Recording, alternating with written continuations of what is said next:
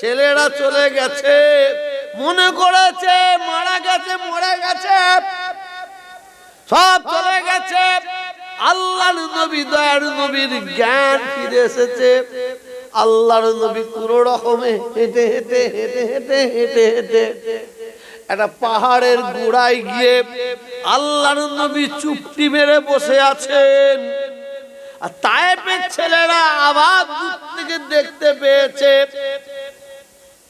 হযরত মুহাম্মদ সাল্লাল্লাহু আলাইহি সাল্লাম জিন্দা। ওরা তখন বলা করছে, এই বেটার জানটা কঠিন জান, অত সহজে মরছে না।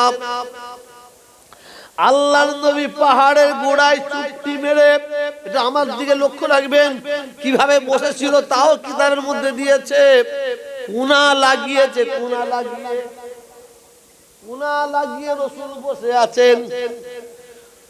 ওই তায়েফের ছেলেরা যুক্তি করে নিল অতি সহজে মরবে না। এক কাজ করো, আমরা পিছন ধার থেকে পাহাড়ের ওপরে উঠে পড়ি। আমরা সবাই মিলে একটা বড় পাথরকে ঠেলে ঠেলে ঠেলে ঠেলে ঠেলে ঠেলে যে জায়গায় বসে আছে নিচয় পাথরটাকে ওই সমান ছেড়ে দেওয়া, একদম পড়ে যাবে মাথায়, একদম পিঁপড়ে মারা হয়ে যাবে। যুক্তিটা খারাপ নাই।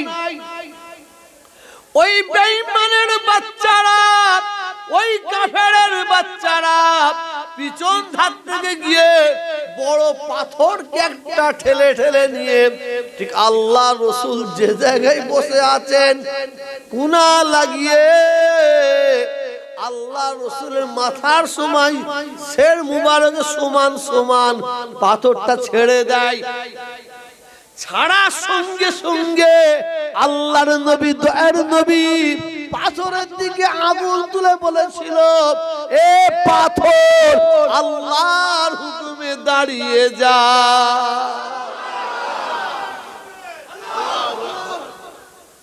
কসম খুদার, সেই পাথর এখনো দাঁড়িয়ে আছে। হাই সাহেবরা দেখেছেন জানি না, দাঁড়িয়ে আছে।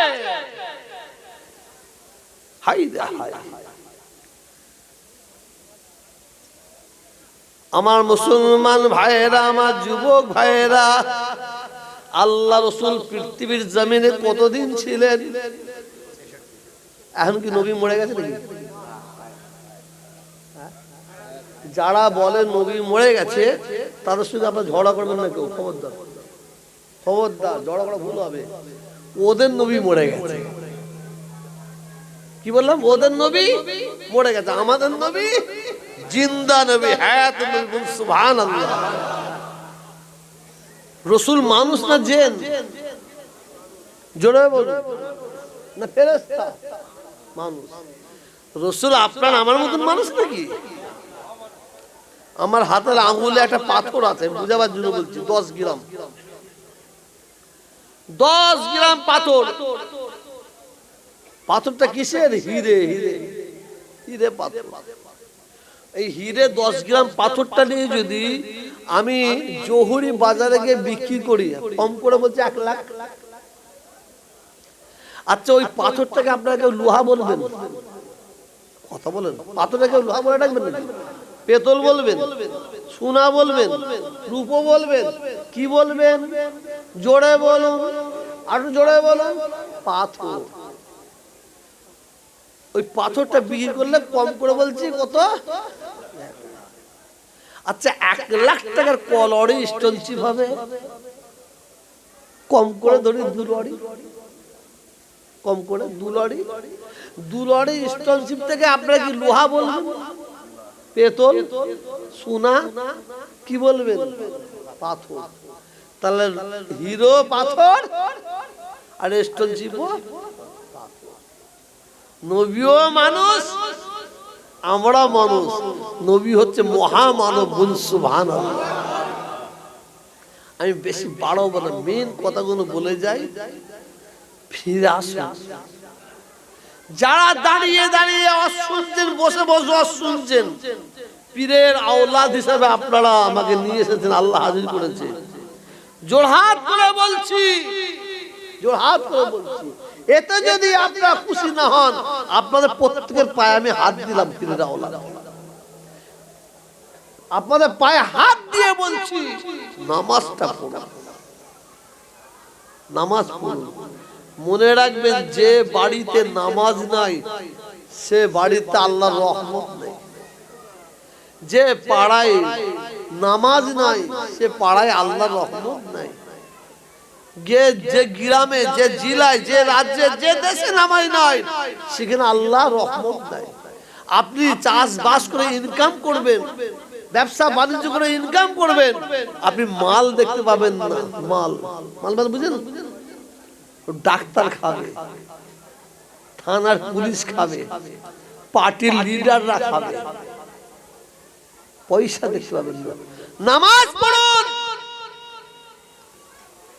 নামাজ পড়ুন, আল্লাহ আপনাকে আমাকে হেফাজত করবে। সুবহানাল্লাহ।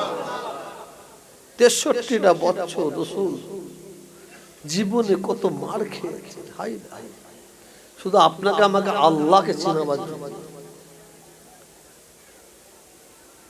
63 বছর আল্লাহ রাসূল ইন্তেকাল করবেন, দুনিয়া থেকে বিদায় নিয়ে চলে যাবেন, আমাদের এতিম করে দেবেন। আল্লাহ রাসূল বিমারে পড়ে গেলেন। কি বললাম? রাসূল বিমারে পড়ে গেলেন। রাসূলের কি অসুখ হয়েছিল, কি বিমার হয়েছিল? ক্যান্সার না, kidney damage, heart attack, brain stroke না, রাসূলের হয়েছিল জ্বর। জ্বর, এত জ্বর, এত জ্বর। আম্মা জান মা আয়েশা সিদ্দিকা রাদিয়াল্লাহু তাআলা আনহা বলছেন, কম্বল দিয়ে রাসূলের গায়ে কম্বল দিয়ে চেপে ধরতে হতো, এত কাঁপতো জ্বরের তারসে, জ্বরের তারসে রাসূল জ্ঞান হারিয়ে ফেলতেন। গভীর রাত হয়ে গেছে, গভীর রাত হয়ে গেছে,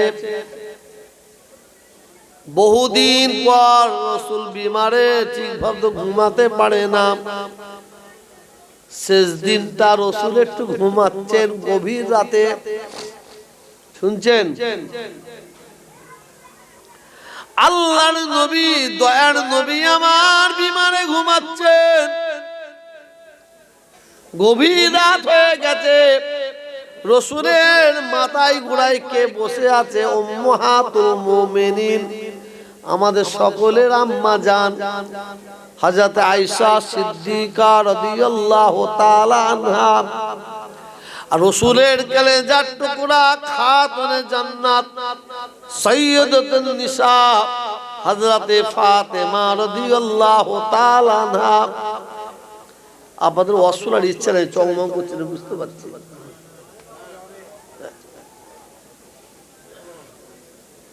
গভীর রাত্রে দুজনে রাসূলের পাশে মাথায় ঘুরায় বসে আছেন। গভীর রাত হয়ে গেছে, অন্ধকার। রাসূলের হুজরা মুবারকে দরজা দেয়া হয়ে গেছে। গভীর রাত্রিরে আল্লাহর নবীর দরজার কাছে এসে কে যেন আঘাত করে, কে যেন ঠোকা মারে। আম্মা জান ফাতেমা রাদিয়াল্লাহু তাআলা আনহা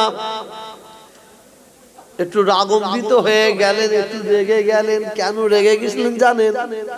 বহুদিন পর রাসূল একটু ঘুমাচ্ছেন। হযরতে ফাতেমা রাদিয়াল্লাহু তাআলা আনহা রাগান্বিত হয়ে বলতে আরম্ভ করেছেন, এত রাত্রিরে কে জ্বালাতে আসে, কে এমন বিরক্ত করতে আসে? আমার আব্বা জান বহুদিন পরে আজকে ঘুমাচ্ছে, এই সেই ঘুমানোর সময় এই গভীর রাত্রে কে দরজায় আঘাত করে। এই কথাটা বলার সঙ্গে সঙ্গে ফাতেমার গলার আওয়াজটা একটু বেশি হয়ে গিয়েছিল, একটু রাগান্বিত হয়ে আওয়াজ দিয়েছিল। ওই আওয়াজটা আমার নবীর কান মুবারকে পড়ে গেল, রাসূলের ঘুম ভেঙে গেল। আল্লাহ রাসূল ফাতেমার দিকে তাকান, ফাতেমার দিকে তাকিয়ে বলেন, মা ফাতেমা, মা মা খবরদার এই রকম ভাবে তাড়া মেরো না, এইভাবে আওয়াজ দিও না। হযরত ফাতেমা রাদিয়াল্লাহু তাআলা বলেন, আব্বাজান আপনি বিমার অস্থির হয়ে ঘুমাতে পারেন না, আজকে কি সুন্দর ঘুমাচ্ছেন, আমরা একটু শান্তি পাচ্ছিলাম, আমি যার জন্য একটু রাগান্বিত হয়ে রাগ করে ফেলেছি। আব্বাজান এই গভীর রাত্রিরে দরজায় এসে কে আঘাত করছে, কে দরজা ঠোকে? আল্লাহ রাসূল বলেন, বেটি ফাতেমা চলে যাও, চলে যাও, ঘরে দরজাটা খুলে দাও, খুলে দাও। উনি অন্য কোন ব্যক্তি নয়, যে ঘরে দরজাটা খুঁজছেন উনি অন্য কোন ব্যক্তি নয়, উনি হচ্ছেন ওই ব্যক্তি যে ব্যক্তি মায়ের কোল থেকে ছেলেকে ছিনিয়ে নিয়ে চলে যায়, ছেলের কোল থেকে মাকে ছিনিয়ে নিয়ে চলে যায়, স্বামীর কোল থেকে স্ত্রীকে ছিনিয়ে নিয়ে চলে যায়, স্ত্রীর কোল থেকে স্বামীকে ছিনিয়ে নিয়ে চলে যায়। উনি হচ্ছেন ওই ব্যক্তি হযরতে আজরাইল সালাতু ওয়াসসালাম। এ ভাই জবাব দেন, বাচ্চা ছেলেরা ডাক্তারকে দেখে হাসে না কাঁদে? হ্যাঁ, আর আজরাইলের কথা শুনলে আমাদের বুক শুকিয়ে যায় না? এই কথা বলছেন না কেন? আজরাইলের নামটা শুনে হযরতে ফাতেমা রাদিয়াল্লাহু তাআলা আনহা অঝরননে কাঁদতে আরম্ভ করে দিয়েছেন। নাম শোনার পরে কুকিয়ে কুকিয়ে কুকিয়ে কুকিয়ে কাঁদছেন, কাঁদছেন, কাঁদছেন। আল্লাহ রাসূল ফাতেমাকে ভালোবাসে, আল্লাহ রাসূল ফাতেমাকে মোহাব্বত করে ভালোবেসে সোনার ফাতেমা, সোনার ফাতেমা, সোনার ফাতেমা বলে ডাক দিতেন। সেই সোনার ফাতেমা কাঁদবে, আল্লাহর নবী সহ্য করতে পারছেন না। আল্লাহর নবী ফাতেমার কান্না দেখে হাতটা বাড়িয়ে দিলেন, ফাতেমা কাছে এসে গেল, আল্লাহর নবী ফাতেমাকে বুকের মধ্যে নিয়ে নিলেন, বুকের মধ্যে নিয়ে আল্লাহর নবী ফাতেমার কানে টুক টুক টুক টুক করে কি এমন কথা বলে দিলেন, ফাতেমার কান্না বন্ধ হয়ে যায়। শুধু কান্না বন্ধ নয়, আম্মাজান মা আয়েশা সিদ্দিকা বলছিলাম, দেখেছি ফাতেমার ঠোঁটের দিকে একটু হাসি ফুটে উঠেছিল, হাসি ফুটে উঠেছিল। কি এমন কথা বললেন, ফাতেমার কান্না বন্ধ হয়ে যায়, ঠোঁটের কোণে একটু হাসি ফুটে ওঠে। আল্লাহর নবী বলেন, মা আমার সোনার ফাতেমা, আমার সোনার ফাতেমা, কেঁদো না, কেঁদো না, কেঁদো না। ফাতেমা ধৈর্য ধরো, সবর করো, আমি তোমার আব্বাজান বলছি, তোমার সঙ্গে আমার আবার 6 মাস পরে দেখা হবে। আল্লাহর নবীর ইন্তেকালের 6 মাস পরে ফাতেমা রাদিয়াল্লাহু তাআলা না ইন্তেকাল করেছিলেন। আমি ওই দিকে যাচ্ছি না, ঘরোয়া জলসা বাড়াচ্ছি না। দরজাটা খুলে দেয়া হলো, আজরাইল এসে হাজির। আসসালামু আলাইকুম ইয়া রাসূলুল্লাহ। ওয়া আলাইকুম আসসালাম। আজরাইল কি খবর? আয় আল্লাহর দোস্ত নবী, আমি আপনার কাছে নিজে স্বইচ্ছায় আসি না। বলুন সুবহানাল্লাহ। আপনারা আমার কাছে খবর নিয়ে আসবে? আমি আপনার কাছে স্বইচ্ছায় আসি না, আমাকে স্বয়ং আল্লাহ রাব্বুল আলামিন আপনার কাছে পাঠিয়েছেন। আর আল্লাহ তাআলা আপনাকে সালাম দিয়েছে। বলুন সুবহানাল্লাহ। কে সালাম দিয়েছে? আল্লাহ আপনাকে সালাম দিয়েছেন, আর আল্লাহ আমাকে আপনাকে বলতে বলেছেন, যদি আপনি আমাকে অর্ডার দেন, হুকুম দেন, আপনি যদি ভালো শুনুন, আপনি যদি আমাকে অর্ডার দেন, হুকুম দেন, আপনার জান কবজ করব। আর যদি হুকুম না নেন, মুলাকাত করে ফিরে চলে যাব। আল্লাহর নবী বলেন, আজরাইল, আমি নবী আর দুনিয়ায় থাকতে চাই না, দুনিয়ায় থাকতে চাই না, আমি আখিরাতের দিকে রওনা হতে চাই, আল্লাহর দিদার পেতে চাই। হযরতে আজরাইল আল্লাহর নবীর সিনা মুবারকের উপর হাত রাখলেন, হাত রাখলেন। যখন সিনা মুবারকে বুকের উপরে হাত রেখেছেন, আল্লাহর নবী আহ আহ বলে চিল্লে উঠেছেন, এ আজরাইল, হাত নামিয়ে নাও, হাত নামিয়ে নাও। আজরাইল হাত সরিয়ে নিয়েছে। আল্লাহর নবী বলেন, আজরাইল, তুমি এত বড় নিষ্ঠুর, এত বড় নিষ্ঠুর, এত বড় পাষাণ, আমি নবী আমার জানা ছিল না। আজরাইল, তুমি আমার বুকের ওপর হাত রেখেছো। না না না না না না, আমি নবী আমার মনে হচ্ছে উহুদ পাহাড় থেকে নিয়ে এসে আমার বুকের ওপর চাপিয়ে দিয়েছো, আমার বুকের ওপর চাপিয়ে দিয়েছো। আজরাইল, তুমি এত বড় নিষ্ঠুর, আমার জানা ছিল না। হযরতে আজরাইল বলে, রাই আল্লাহর দোস্ত নবী, আপনি শুনুন, আমি আজরাইল যত নবীদের জান কবজ করেছি, যত নবীদের উম্মত উম্মতির জান কবজ করেছি, আপনার যত উম্মত উম্মতির জান কবজ করেছি, আপনার এত আসানির সঙ্গে জান কবজ করছি, আমি কোন নবীর উম্মত উম্মতির এত আসানির সঙ্গে জান কবজ করি না। উম্মতের পাগল আমাদের নবী, উম্মতের পাগল আমাদের নবী, উম্মতের দিওয়ানা। মওতের সময়, ইন্তেকালের সময় আমাদের কথা নবীর মনে পড়ে যায়।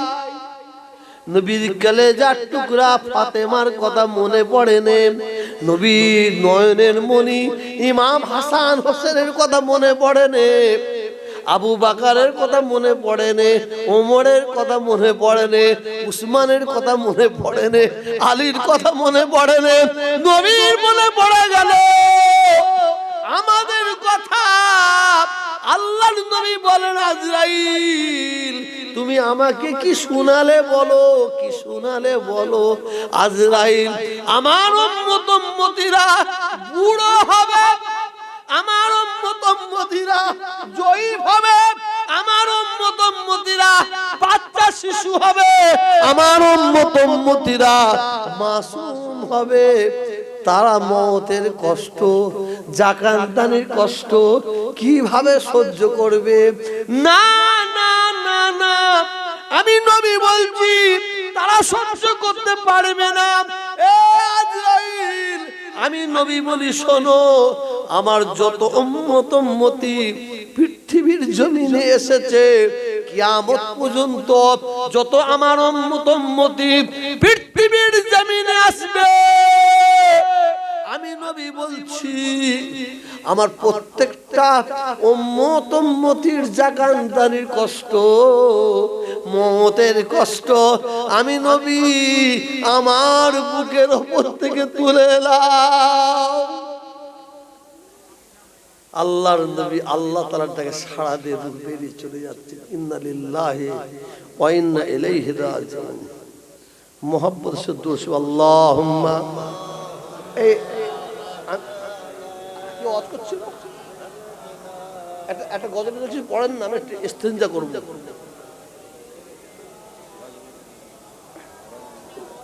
পড়েন,